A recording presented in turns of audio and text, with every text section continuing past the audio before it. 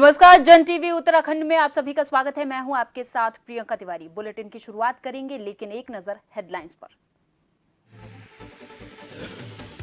PM Modi 11 अप्रैल को ऋषिकेश में करेंगे जनसभा। दौरे को लेकर बीजेपी ने तैयारियां की शुरू। रैली के लिए सीएम धामी ने किया भूमि पूजन।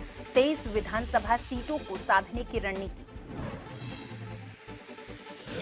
कांग्रेस लोकसभा प्रत्याशी ने जसपुर में किया रोड शो। नगरवासियों ने किया स्वागत। वहीं बीजेपी के सिख समाज के स्टार प्रचारक ने भी भरी चुनावी हुकार। धरातल पर नहीं उतर पाया डस्टबिन फ्री दून परियोजना, लोगों को नहीं आई रास। सभी जगहों से भी नहीं उठे कूड़ेदान। सोमवती अमावस्या आज गंगा स्नान के लिए हरिद्वार में उमड़ा आस्था का सैलाब। व्यवस्था के लिए उत्तराखंड सरकार की तारीफ।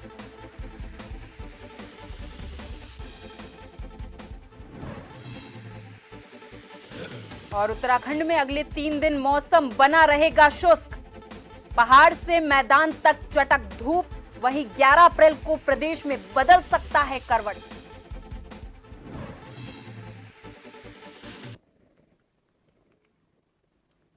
बढ़ेंगे खबरों की ओर। प्रधानमंत्री नरेंद्र मोदी 11 अप्रैल को ऋषिकेश में जनसभा करेंगे। इसको लेकर बीजेपी ने तैयारियां शुरू कर दी हैं। बीजेपी के प्रदेश अध्यक्ष महेंद्र भट्ट ने पीएम मोदी की रैली की पुष्टि की। बीजेपी की ऋषिकेश में रैली के जरिए 23 विधानसभा सीटों को साधने की कोशिश है। साथ ही तीनों गढ़वाल की सीटें टिहरी, गढ़वाल और हरिद्वार इस रैली के जरिए कवर होंगी। बता दें कि पहले पीएम मोदी की रैली हरिद्वार में प्रस्तावित थी, लेकिन अब आईडीपीएल ऋषिकेश में पीएम मोदी की रैली को फाइनल कर दिया गया है, जिसकी तैयारियां शुरू हो गई हैं।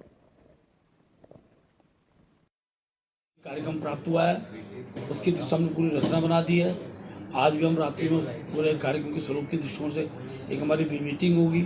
उस मीटिंग में हमने संख्या की दृष्टि से कही है और उसके प्रचार प्रसार की दृष्टि से कही है, सब प्रकार योजना बनाते हुए। और रुद्रपुर से बड़ी संख्या की हमारी वो सभा आईडीपीएल की होगी।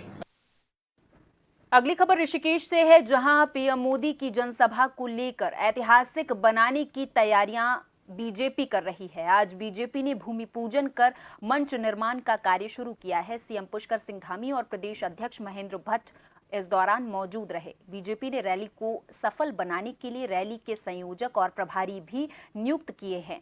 बीजेपी प्रदेश महामंत्री आदित्य कोठारी को संयोजक और प्रदेश उपाध्यक्ष कुलदीप कुमार को प्रभारी नियुक्त किया गया है। प्रधानमंत्री मोदी की 11 अप्रैल को ऋषिकेश में जनसभा होनी है। जनसभा के जरिए 23 विधानसभा और राज्य की 3 लोकसभा सीटों को बीजेपी साधेगी। उत्तराखंड में लोकसभा चुनाव प्रचार अभियान के तहत प्रधानमंत्री की ये दूसरी रैली होगी।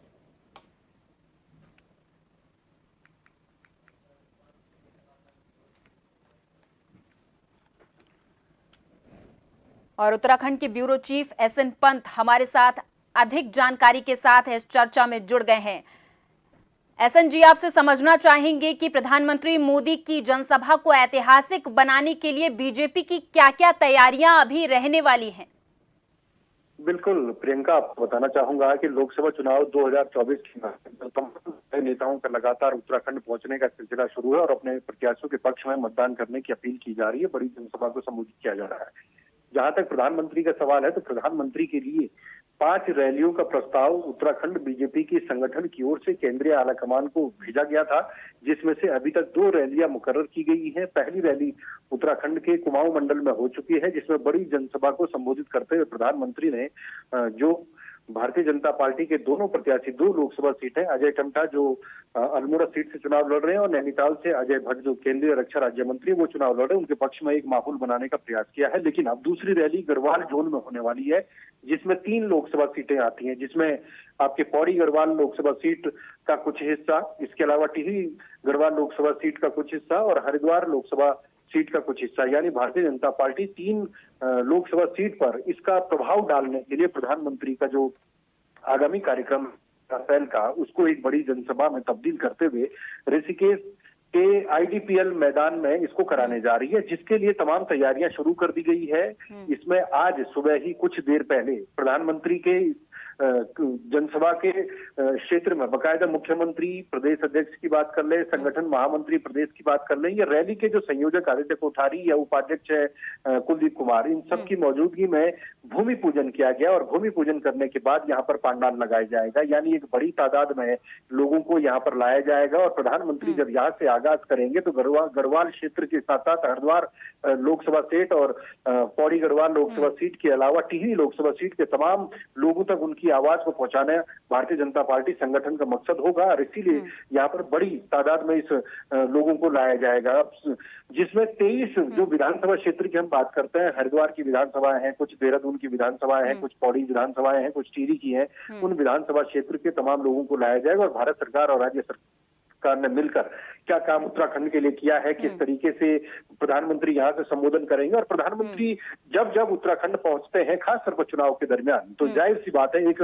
अलग सा माहौल भारतीय जनता पार्टी के पक्ष में हो जाता है। इस बात को उत्तराखंड का भाजपा संगठन बखूबी समझता है। यही कारण है कि प्रधानमंत्री से 5 रैलियों को करने का आग्रह किया गया था। हालांकि 5 रैलियां तो नहीं मिल पाई है, लेकिन 2 बड़े कार्यक्रम जरूर उत्तराखंड को मिले हैं, जो एक संपन्न हो चुका कुमाऊं के रुद्रपुर में और दूसरा ऋषिकेश IDPL में एक बड़ी जनसभा के रूप में 11 तारीख को होना है।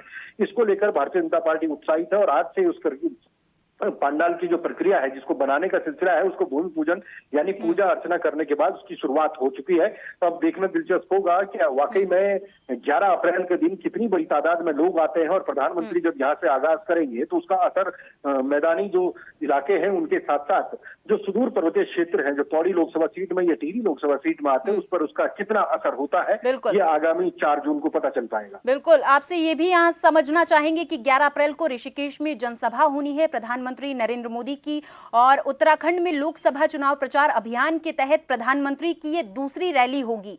कितनी खास होने वाली है ये रैली? बिल्कुल प्रियंका, ये रैली अपने आप में एक ऐतिहासिक रैली इसको करार दिया जाएगा। इसी के लिए तैयारियां की जा रही है कि 23 विधानसभाएं, आप अंदाजा लगाइए, 23 विधानसभा को इस क्षेत्र को चुनने का मकसद था कि इन 23 विधानसभा में जितने भी वोटर्स हैं या जितने भी आम जनता है, उन तक एक मैसेज चला जाए कि प्रधानमंत्री आए हैं और उनके क्षेत्र में आकर के बड़ी जनसभा को संबोधित किया है। और भारतीय जनता पार्टी संगठन के लिहाज से उनकी कोशिश होगी कि 23 विधानसभा और 3 लोकसभा सीटों के तमाम लोग वहां पर पहुंचे, प्रधानमंत्री को सुने, क्योंकि उत्तराखंड में प्रधानमंत्री का इतिहास रहा है। जब जब जहां पर भारतीय जनता पार्टी के चुनाव प्रचार में, वैसे तो केंद्रीय आला कमान लगातार मुस्तैदी के साथ होता है, चाहे गृह मंत्री की बात कर ले, रक्षा मंत्री की बात कर ले, राष्ट्रीय अध्यक्ष की बात कर ले, तमाम पूरी की पूरी कैबिनेट, मोदी कैबिनेट उत्तराखंड में होती है और चुनाव प्रचार पूरे देश के साथ उत्तराखंड में बड़े जोरों शोरों के साथ किया जाता है। और भारतीय जनता पार्टी लगातार चुनाव लड़ती है, केवल जब चुनाव आता है तभी सक्रिय नहीं होते हैं, बल्कि उससे पहले भी संगठन पूरे तरीके से काम करता है। लेकिन प्रधानमंत्री की रैलियों का एक अलग इंपैक्ट होता है, क्योंकि चुनाव ही मोदी की गारंटी पर है, और मोदी की गारंटी पर जब चुनाव हो रहा है तो जाहिर सी बात है मोदी की गारंटी को लोग सुनना चाहेंगे। प्रधानमंत्री जब उनसे वादा करेंगे और उनसे वोट करने की अपील करेंगे तो उसका लोगों पर सीधे सकारात्मक असर पड़ता है। ये संगठन को भी मालूम है, प्रधानमंत्री को भी मालूम है। यही कारण है कि कुमाऊं और गढ़वाल दोनों को साधने का प्रयास हो रहा है। और जैसा आपने कहा कि ये एक ऐतिहासिक रैली के तौर पर संगठन इसको जरूर करार देना चाहेगा और इसी के लिए तमाम तैयारियां हो रही हैं। बिल्कुल, यहाँ पर आपसे ये भी समझना चाहेंगे कि बीजेपी ने रैली को सफल बनाने के लिए रैली के संयोजक और प्रभारी भी नियुक्त किए हैं। कितने कारगर साबित होंगे, क्योंकि 11 अप्रैल को ऋषिकेश में ये जनसभा होनी है? बिल्कुल प्रियंका, देखिए, संगठन भारतीय जनता पार्टी का बड़ी मजबूती के साथ काम करता है। रैली का संयोजक और रैली का सह संयोजक दोनों नियुक्त कर लिए गए हैं, प्रभारी नियुक्त कर लिए गए हैं। यानी उनकी जिम्मेदारी है कि अपने साथ एक कोर टीम का गठन करना। कोर टीम में जिम्मेदारियां होंगी कि 23 विधानसभाओं के अलग अलग 23 प्रभारी होंगे। अपने अपने क्षेत्र से कितनी तादाद में वो लोग उनको लेकर आते हैं, लोगों को सिटिंग अरेंजमेंट कैसे होगा, पंडाल कैसे लगेगा, व्यवस्थाएं कैसी होंगी, सुरक्षा के इंतजाम कैसे होंगे, और इलेक्शन कमीशन की तरफ से कोई नोटिस ना आ जाए, उसकी मॉनिटरिंग कैसे की जाएगी। और बड़ी तादाद में लोगों को डिलीवरी सिस्टम, यानी जिस तरीके से 10 साल का कार्यकाल केंद्र का और राज्य का कार्यकाल, उसको लेकर के क्या कुछ अब तक हुआ है, लोगों को उसका लाभ मिले, लोगों को उसकी जानकारी मिले, इसको लेकर बड़ा कार्यक्रम करने की तैयारी है। और संगठन के लिहाज से संयोजक, सह संयोजक और प्रभारी नियुक्त करने का सीधा मकसद है कि बेहतर तरीके से इस कार्यक्रम को आयोजित किया जाए। कहीं पे ट्रैफिक सिस्टम डिफॉल्ट ना हो जाए उसकी पूरी व्यवस्था की जाए, क्योंकि हरिद्वार से लोग आएंगे, रुड़की से आएंगे, झबरेड़ा से आएंगे, ज्वालापुर से आएंगे, पौड़ी से आएंगे, श्रीनगर से आएंगे, कोटद्वार से आएंगे, इसके अलावा देहरादून से जाएंगे, ऋषिकेश के स्वयं के लोग होंगे, टिहरी से लोग जाएंगे, चंबा नगर से लोग जाएंगे। तो आप अंदाजा लगा सकते हैं बड़ी तादाद है, बड़ा क्षेत्र है जिसको कवर किया जाएगा, क्योंकि हर कोई प्रधानमंत्री को सुनना चाहता है, प्रधानमंत्री को देखना चाहता है पास से। और यही कारण है कि प्रधानमंत्री जब मंच पर आते हैं तो सबसे पहले वो हो सकता है कि वो क्षेत्रीय जो बोली है उसमें उसकी शुरुआत करें, क्योंकि पिछले चुनाव में उन्होंने श्रीनगर में जब इस बात की का जिक्र किया था मंच से, तो जाहिर सी बात है उत्तराखंड में जो मातृशक्ति है उनका वोट जो शेयर था वो भारतीय जनता पार्टी को पहले के मुकाबले उसकी बढ़ोतरी हुई थी। और इस बार युवा और महिला वोटर ही यहाँ पर फैक्टर होंगे और बड़ी तादाद में एक मार्जिन के साथ भारतीय जनता पार्टी जीतना चाहती है।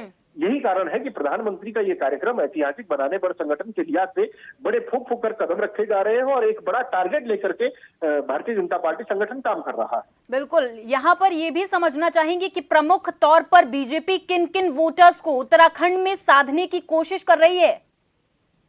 बिल्कुल, देखिए प्रियंका, जिस तरीके से भारतीय जनता पार्टी में लगातार कांग्रेस के तमाम नेता, चाहे सिटिंग विधायक हो, पूर्व कैबिनेट मंत्री हो, कांग्रेस के पूर्व विधायक हो, वो वर्तमान में अपने कार्यकर्ताओं के साथ, अपने फॉलोअर्स के साथ मोदी की गारंटी का संज्ञान लेते हुए, मोदी जी की विचारधारा को मानते हुए कहीं न कहीं भारतीय जनता पार्टी का दामन थाम रहे हैं। ये भारतीय जनता पार्टी के एक अग्रिम जीत के तौर पर देखा जा रहा है कि इतने कांग्रेसी सामने आ रहे हैं। लेकिन इसी बात को लेकर के कांग्रेस के जो वर्तमान में संगठन के पदाधिकारी हैं वो कहते हैं कि भारतीय जनता पार्टी कि केंद्र सरकार या ईडी या सीबीआई या इनकम टैक्स डिपार्टमेंट के डर के कारण तमाम लोग कांग्रेस छोड़कर के बीजेपी का दामन थाम रहे हैं। रहा सवाल कि कौन कौन से वोटर आएंगे, किस प्रकार के वोटर आएंगे, तो पूरे हरिद्वार को साधने का प्रयास है, ऋषिकेश क्षेत्र को साधा जाएगा, देहरादून को साधा जाएगा, पौड़ी लोकसभा सीट का जो बड़ा एरिया है उसको कहीं ना कहीं टारगेट किया जाएगा, टिहरी लोकसभा सीट का एरिया टारगेट किया जाएगा और तमाम जो बसें अलग अलग क्षेत्र से अलग अलग, जो कि संगठन स्तर पर भारतीय जनता पार्टी का पन्ना प्रमुख से लेकर शक्ति केंद्र और बूथ केंद्र का जो अध्यक्ष है वो अपने बूथ पर कितने लोग हैं वहां से लोगों को जागरूक करते हुए प्रधानमंत्री की रैली में सुनने के लिए आग्रह करेंगे, निवेदन करेंगे और लोग खुद भी आना चाहते हैं। एक है संगठन लेकर के लोगों को जागरूक करके पैनल तक लाएगा, दूसरा लोग खुद प्रधानमंत्री को सुनना चाहते हैं, इसको लेकर के भी आएंगे और कुछ इस तरीके के बुद्धिजीवी लोग जो खुद शांत होना चाहते हैं वो देखना चाहते हैं कि प्रधानमंत्री मंच से इस बार कौन सी गारंटी देने वाले हैं। क्योंकि प्रधानमंत्री उत्तराखंड में जब भी आते हैं, चाहे वो मुख्यमंत्री को लेकर कुछ बात कहे या उत्तराखंड की धरती से वो पूरे देश को संबोधित करें, तो वो उत्तराखंड के लिए एक सकारात्मक संदेश जरूर देते हैं कि उत्तराखंड में आने वाला जो दशक होगा वो उत्तराखंड का होगा, उत्तराखंड का पानी और उत्तराखंड की जवानी उत्तराखंड के काम आएगी। इसको लेकर के भारत सरकार और राज्य सरकार का जो फंडिंग व्यवस्था है वो बड़ी तेजी के साथ विकास की योजनाओं में खर्च किया जाता है ताकि उत्तराखंड को इसका लाभ मिले। तो इस बार प्रधानमंत्री क्या कुछ ऋषिकेश से कहेंगे, इस पर लोगों की नजरें होंगी और सिर्फ ऐसा नहीं है कि पक्ष वाले ही आएंगे, कुछ विरोधी लोग भी आएंगे जो विचारधारा भले ही भारतीय जनता पार्टी की न रखते हो, लेकिन वो उस आलोचना के लिए भी कार्यक्रम में आएंगे कि आखिरकार प्रधानमंत्री यहाँ से क्या कुछ कहने वाले। जी, बहुत बहुत धन्यवाद एसएन, आपका बहुत बहुत धन्यवाद इस तमाम जानकारी के लिए। आप हमारे साथ जुड़े और तमाम जानकारी आपने हमारे दर्शकों के साथ साझा की।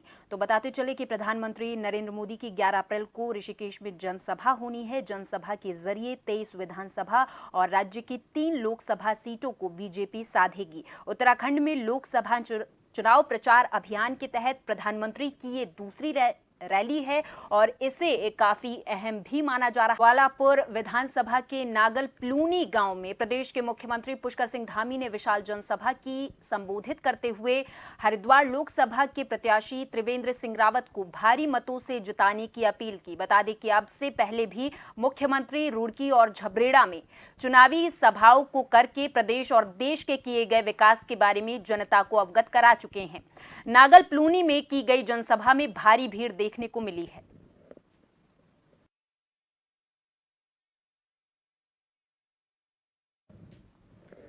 नैनीताल के धारी लेटी बूंगा में मुख्यमंत्री पुष्कर सिंह धामी ने जहां पर बीजेपी कार्यकर्ताओं से मुलाकात की, वहीं बीजेपी कार्यकर्ताओं ने पुष्कर सिंह धामी का फूलमाला पहनाकर जोरदार स्वागत किया है। धारी लेटी बूंगा में मुख्यमंत्री पुष्कर सिंह धामी ने पहुंचकर सांसद प्रत्याशी अजय भट्ट के पक्ष में जनसभा को संबोधित किया। सीएम धामी ने कहा कि प्रधानमंत्री मोदी के नेतृत्व में देश में हुए विकास कार्यों की बदौलत इस बार बीजेपी 400 पार सीट जीतने जा रही है। सीएम ने कहा कि कांग्रेस ने जो घोषणा पत्र जारी किया है वो मुस्लिम लीग घोषणा पत्र है। साथ ही कांग्रेस हमेशा से तुष्टीकरण की राजनीति करते आ रही है। और ऐसा लगता नहीं है कि कांग्रेस का घोषणा पत्र है। जिस प्रकार से उन्होंने मुस्लिम पर्सनल लॉ कोड की बात की है, मुस्लिम लीग का ही जो है घोषणा पत्र लगता है वो। और देश की जनता तुष्टीकरण से, परिवारवाद से, भ्रष्टाचार से उब चुकी है। और मोदी जी ने जो संकल्प लिया है, मोदी जी के साथ देश की जनता है, उत्तराखंड की जनता है। 500 सीटों पर हमारी भारी जीत होगी। यहाँ से अजय भट्ट बहुत भारी बहुमत से आप सब बैलेंस लगाने की बात कही है पार्टी के प्रदेश अध्यक्ष। नहीं, चेक एंड बैलेंस नहीं है। मैंने कहा है कि थोड़ा करना है, एक क्राइटेरिया बना। इधर भारतीय जनता पार्टी जनजाति मोर्चा बद्रीनाथ विधानसभा के द्वारा जोशीमठ नगर में सम्मेलन का आयोजन किया गया। जनजाति मोर्चा के जिलाध्यक्ष कीरत सिंह भंडारी के द्वारा इस कार्यक्रम की शुरुआत की गई, जिसमें प्रधानमंत्री मोदी के 400 पार के स्लोगन को सिद्ध करने के लिए अनिल बलूनी को गढ़वाल लोकसभा से भारी मतों से विजय बनाने का संकल्प लिया गया है। आज बद्रीनाथ विधानसभा में भारतीय जनता पार्टी जनजाति मोर्चा के द्वारा सम्मेलन आयोजित किया गया है। इस अवसर पर सभी भारतीय जनता पार्टी की जे श्रेष्ठ कार्यकर्ता उपस्थित रहे।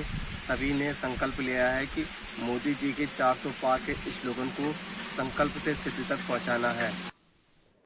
इधर लोकसभा चुनाव में जसपुर पहुंचे बीजेपी के सिख समाज के स्टार प्रचारक और राष्ट्रीय सचिव मनजिंदर सिंह सिरसा ने मोदी के नाम पर बीजेपी के पक्ष में सिख समाज से वोट मांगे।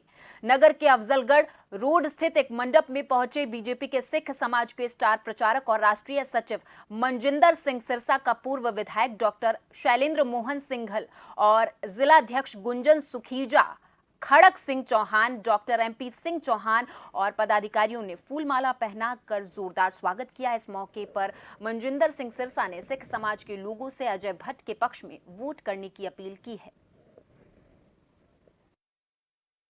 सिंह नगर की जनता को ये बताया कि मोदी जी ने जिस तरीके 10 साल में सिखों के लिए किया है, चाहे गुरु नानक देव जी का प्रकाश पुर्ब मनाना हो, गुरु गोविंद सिंह जी का 350 साल, गुरु तेग बहादुर जी का 400 साल लाल किले से मनाना हो, या देश में राष्ट्रीय दिवस वीर बाल दिवस के रूप में साहिबजादे बाबा जोरावर सिंह बाबा फतेह सिंह जी के नाम से मनाना हो, या देश के अंदर सभी पैरामिलिट्री फोर्सेस के अंदर नौकरी पाने के लिए पंजाबी मातृभाषा के अंदर उसको नौकरी देने का प्रावधान करना हो, या अफगानिस्तान में फंसे हमारे सिख भाइयों के लिए एयरफोर्स के जहाज भेजकर उनको वापस लाना हो, गुरु ग्रंथ साहिब महाराज जी के पावन स्वरूपों को सम्मान से वापस लाना। इधर आगामी 19 अप्रैल 2024 को होने वाले लोकसभा चुनाव का समय दिन प्रतिदिन नजदीक आता जा रहा। वैसे ही राजनीतिक दलों में भी प्रचार प्रसार की क्रिया में दिन प्रतिदिन तेजी आ रही। कहीं जनसभा तो कहीं रैली निकालकर तो कहीं जनसभाएं करके तो कहीं हर पार्टी के दल के नेता अपने प्रत्याशी को जिताने के लिए डोर टू डोर जनसंपर्क अभियान चला रहे। वहीं जसपुर में कांग्रेस पार्टी के लोकसभा प्रत्याशी प्रकाश जोशी ने जसपुर विधायक आदेश चौहान और नेता प्रतिपक्ष प्रीतम सिंह के साथ जसपुर पार्टी कार्यालय से कांग्रेस कार्यकर्ताओं और हजारों की संख्या में भारी जनसमूह के साथ नगर के मुख्य मार्ग से होते हुए जसपुर झंडा चौक तक रोड शो करते हुए जनता का अभिवादन किया। वहीं जसपुर नगर वासियों ने कांग्रेस प्रत्याशी का फूलमाला पहनाकर जोरदार स्वागत किया है।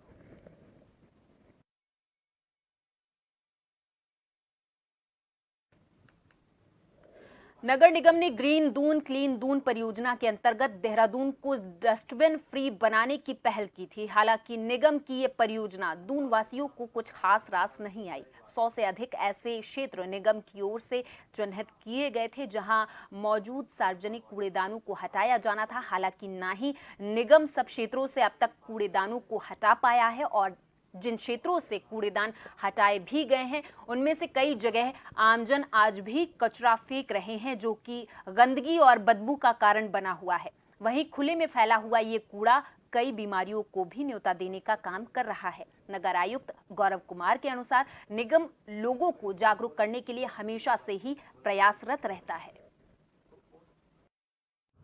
सार्वजनिक डस्टबिन का प्रयोग किया जा रहा था। उसमें से अधिकांश डस्टबिन हमारे द्वारा हटा दिए गए हैं। कुछ स्थानों पर अभी रह गए हैं, वो उन जगहों की साइट स्पेसिफिक इश्यूज़ को देखते हुए रखे गए हैं। उनको भी फेज मैनर में धीरे धीरे हटा दिया जाएगा।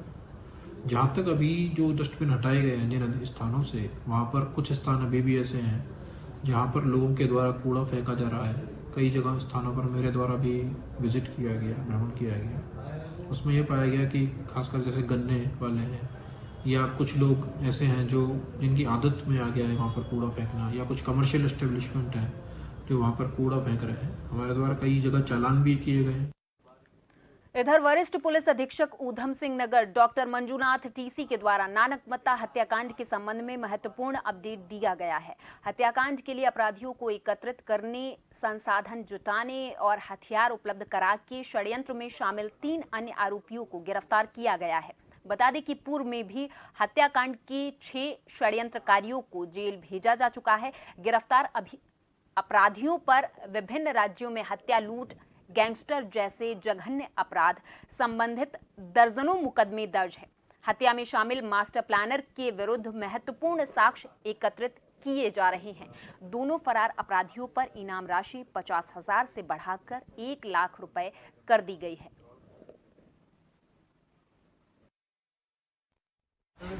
ये और क्लियर हो चुका है कि ये मात्र एक हत्या नहीं है, एक सुनियोजित और योजनाबद्ध तरीके से 3 महीने 4 महीने पहले से ही अलग से प्लानिंग करके, उससे भी पुरानी कहानी है ये, उससे भी पीछे जाती है। 3 महीने पहले तो क्लियर हो चुका था कि कैसे कैसे करना है। इन्होंने प्लानिंग कर लिया है, योजनाबद्ध तरीके से इन्होंने असैसिनेशन किया है।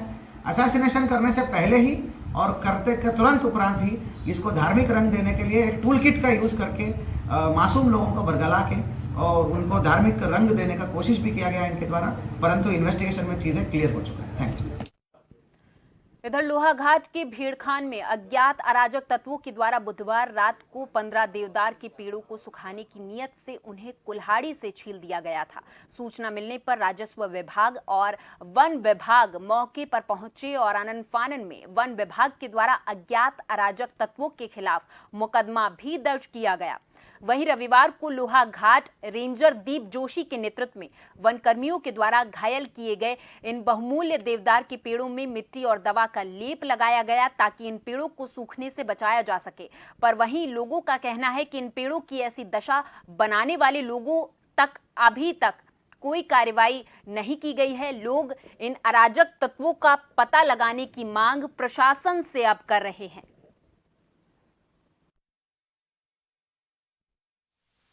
नगर पालिका क्षेत्र अंतर्गत गड्ढिंग किए गए वृक्षों को बचाने के लिए मिट्टी में दवा मिलाकर उसका लेप लगाया गया है तथा उसके बाद उसको कपड़े से लपेट दिया गया है ताकि वृक्ष सूखने से बचे तथा उन्हें क्षति न पहुंचे।